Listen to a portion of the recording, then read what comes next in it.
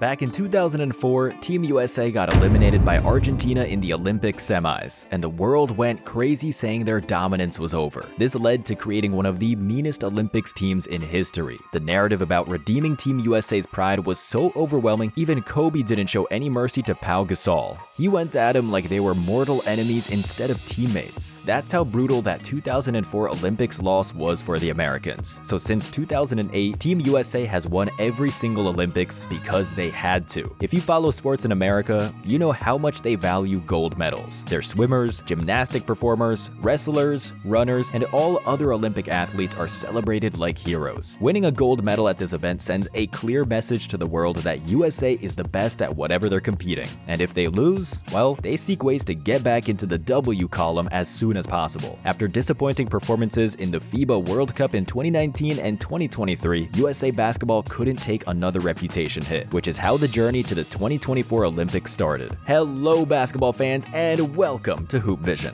Before we dive in, make sure to hit that subscribe button if you haven't already. It takes only a second, costs nothing, and will give you access to more basketball stories. After taking the 4th place in the FIBA World Cup 2023, all everyone talked about was Team USA's underperformance. Germany won gold, Serbia came in second, while Canada claimed bronze following the lead of SGA. Being behind those national teams stung like hell, and America had to do something about it. However, no one expected the ripple effect this loss would have. If you remember, that 2023 team had some really good but young guys. None of them got a chance of making it to the Olympics roster except two, Tyrese Haliburton and Anthony Edwards. The first one to start recruiting was none other than LeBron, and people followed. When news came out that LeBron was ready to commit to playing in Paris, all the players took it as a sign something special was coming. Steph Curry liked the idea. KD was on board as well. When you have LeBron, Curry, and KD on the same team, getting others to sign up is a piece of cake. The media started hyping them up and compared them to the USA Dream Team from 1992. Obviously, people were quick to laugh at the comparison.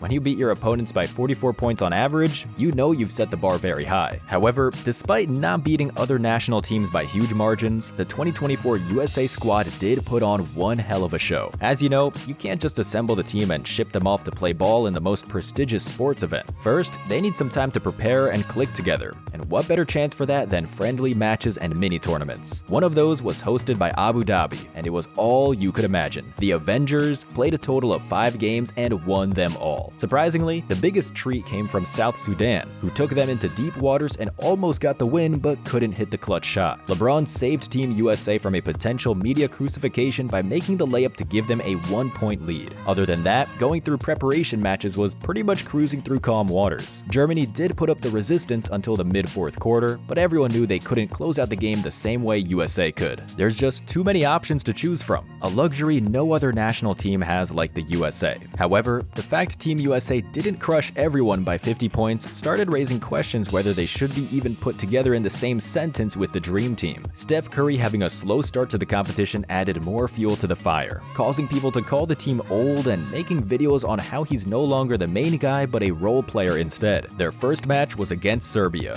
whom everyone marked as the biggest challenge in this tournament. No surprise there, as they have the reigning NBA MVP in Jokic and solid players at every other position. Curry had 11 points in the opening match, shooting 3 of 7 from 3, while it was KD who stole the show. When KD gets hot, it's not like you can do much. He went 8-8 all until the 4th quarter, missing only 1 shot for the entire game. Serbia fought really good, but it was obvious that the game was out of their reach. What caused even more controversy than the game itself was the fact Jason Tatum didn't get any minutes. Everyone started buzzing about it, trying to find out if there was a background story to that. Coach Kerr was criticized by many for not putting in the player who had just won the NBA Finals, and some even went so far to accuse him of playing mind games with the Celtics for the next season, since both Drew and Derek White were getting more than a fair amount of minutes. Luckily, the dust settled pretty quickly after Team USA beat South Sudan and Puerto Rico like it was nothing, and everyone was ready for what was ahead of them. Actually, the group stage almost felt like the tournament didn't even start for Team USA. The elimination games was where the real excitement began, and where this team actually looked worthy of the Dream Team nickname. Brazil didn't stand a chance against Booker and Edwards, who were the hottest scorers at the time, followed by 4 more players scoring double digits. No man played more than 21 minutes, which was once again proof of how much depth this team had. No matter who you put on the court, you know you're getting buckets. The game against Brazil was an important important one for another reason. Steph Curry played 17 minutes, scored only 7 points, and was at that point looked at as not the biggest X factor on the team. Little did people know they were about to eat their words. The semis game was against Serbia, who managed to pull off the greatest comeback in the Olympics history after being down 24 against Australia. They'd go on to give the USA a run for their money, making their clash one of the most exciting national teams matches not just in the Olympics, but possibly ever. Both started shooting and hitting threes like mad.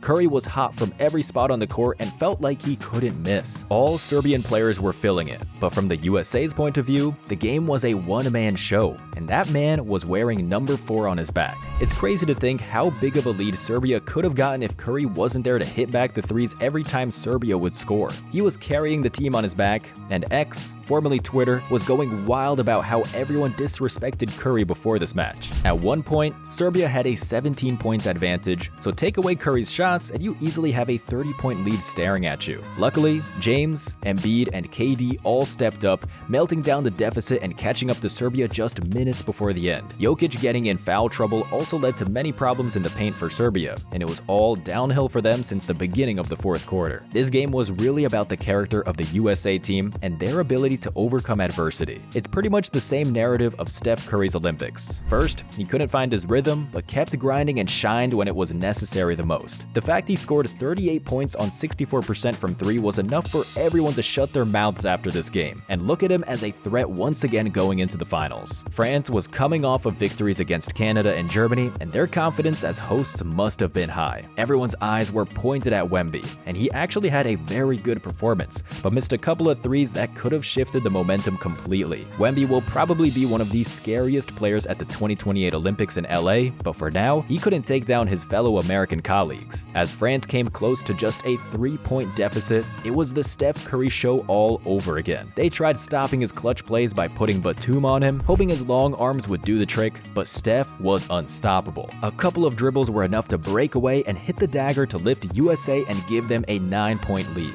The last one with 36 seconds left was just a shooting masterclass. Not even a double team was enough to stop him from sending the arena into frenzy. If you didn't know France was the host, you'd never guess it by how the crowd reacted to one of the greatest players ever having a basketball clinic. LeBron did win the MVP for being the most consistent performer throughout the tournament, but everybody knows the main reason for Team USA winning gold medal was no other than Steph Curry. However, the fact Curry was the single best player on his team raises questions for the future of the USA national team. Next Olympics will be in Los Angeles. The expectations will be high as ever, but 4 years from now, LeBron will be 43, KD will be 39, and Curry will be 40. Younger guys like Booker, Edwards, and Tatum will be the ones leading the charge, but there's still to be proven whether they can win together internationally without the old heads. For now, Team USA has every right to celebrate and enjoy their success as they've done it in a really entertaining and spectacular fashion. Who knows what the NBA will look like in 4 years? Maybe Tatum adds more rings to his resume, or Edwards or some other player takes the dominion over the league. One thing is for sure, the competition will be even crazier. Jokic will still be in his prime, Wemby will be a beast, and Canada will look to bounce back from this year's early exit. 4 years is a lot of time, but if the LA Olympics happen to be as exciting as these ones, they'll definitely be worth the wait. That's it for today, Hoop Fam. We hope you've enjoyed this video. Let us know in the comments, what do you think of Curry's performances and whether Team USA will win the 2028 Olympics. Thank you for watching and growing this channel. Make sure you don't miss out on more NBA stories by hitting that subscribe button. I'll see you in the next one.